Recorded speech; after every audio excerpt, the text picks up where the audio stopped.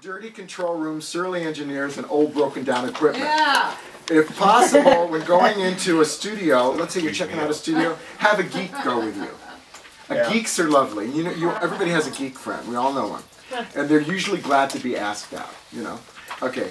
I said here, studios consider they run with engineer about $100 to $135 an hour.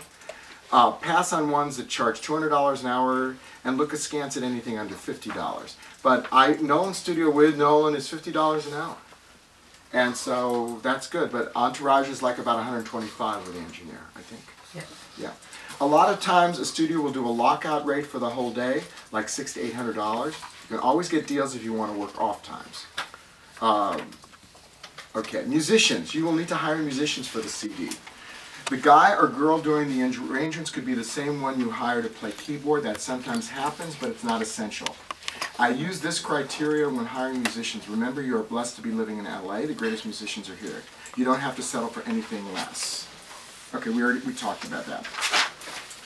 I hire guys from $300 to $500 a day to do a 6-hour day and lay down 5 to 7 tunes. So how I structure my jazz CD is the first 2 days we lay down the tracks.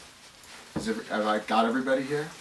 And we can do about 5 to 7 in 6 hours without making everybody crazy. We've done a rehearsal where we've gone through everything. Everybody's had a rehearsal at my house or at a rehearsal studio before. So I have all the arrangements are cool. Nobody's reading the arrangements and crossing out things. And I'm not saying, oh, I want to do this in A flat instead of A. So I hire the guys $300 to $500 a day. Union says you pay them. This is close to union dues, and you can go through the union. I'm just telling you how I do it. Please don't talk to the union about me. Okay. Okay. Hiring a name, a guest star.